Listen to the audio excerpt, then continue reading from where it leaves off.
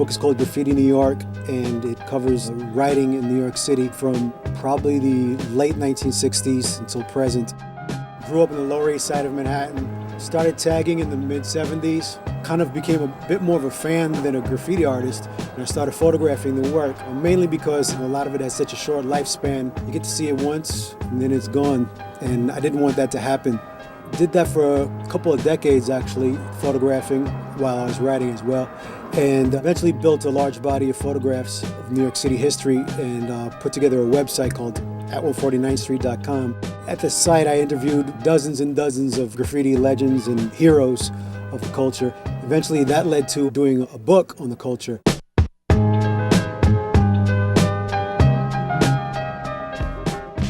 Yeah, what's good, NYC and the rest of the nation? This is On 2. I'm repping the VO5 crew. We're here doing a little something for the book, Graffiti New York. If you ain't got it, go cop it. Yo, what up, man? Last one. We here at the Art Cypher. We're gonna get busy.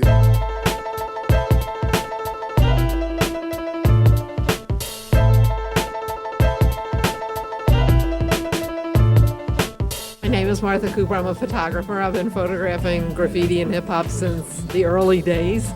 And with Henry Chalfant, I published a book called Subway Art, and it basically sent graffiti out into the world. There's a book called Subway Art, which Martha Cooper and I made. It came out in 1984. 35 years ago, I started to take pictures of graffiti on the trains, of which there was a lot happening. Like in the mid-70s, the trains were bombed.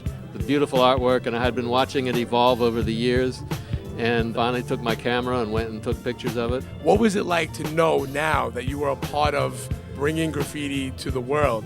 Well, then it was like a really underground movement, and I never in a million years thought that it was going to go anywhere else. I thought that I was taking pictures of something that only could happen in New York City. So I'm surprised and pleased, of course, to look back and know that I was part of that.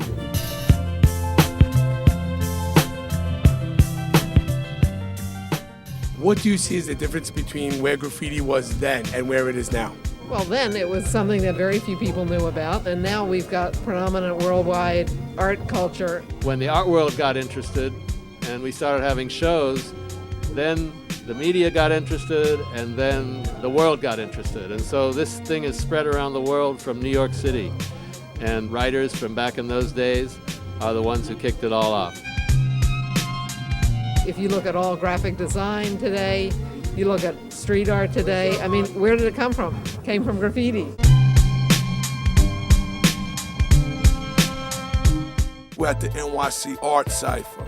This is like one of the first places that, in this era, I did a piece which is in the book Graffiti New York. Art Cypher is a really, really cool place because it's kind of filling a void for younger artists. In the old days, a lot of us just sort of had to pave the way for ourselves. A lot of younger writers can come over here, talk to older writers, learn the history of the movement. Before hip-hop, before graffiti, there was nothing. There was none of this. There's always been a need for after school, for people to come and learn stuff, for people to come and create. Another positive aspect of the place is that since a lot of the older writers are established artists at this point, they can direct the young people to make a living as an artist, and I think that's really positive.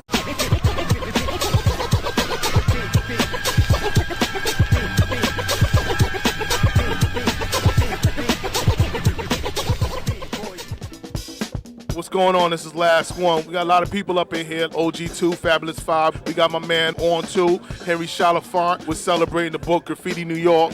Right, I'm here at New York City Art Cypher and my promotion for my book Graffiti New York. Really happy with the turnout and really grateful to On 2 and Lask for putting this event together. Graffiti New York, yeah, one of the hottest books that's been put out in the last 5 years.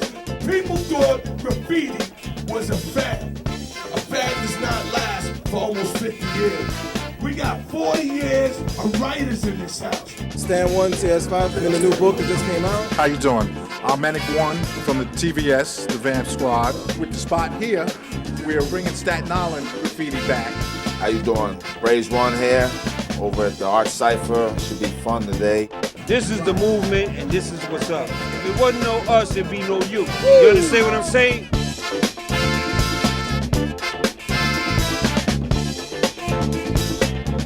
Graffiti New York. I had Matt Byrne in this book, and you know, like I was kind of really happy that he put me in. Yo, check this out. On the count of 3. 1, 2, 3.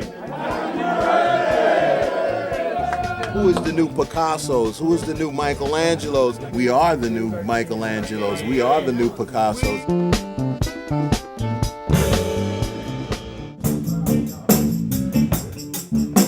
Big shout out right here to my man Charlie, man. Thank you for this great event. We're having a great time right here. This place is off the meat rack. Everybody should get this book right now. It has a lot of history, a lot of culture, a lot of writers from all over. And if you cop this book, you would understand the history and the culture and the making of the graph.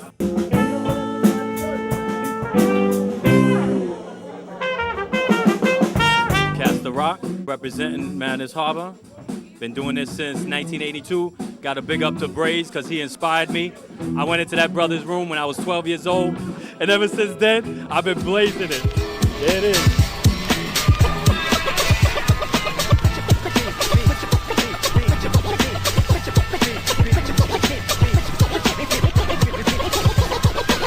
We are witnessing history being made right now. Staten Island, we are in the building.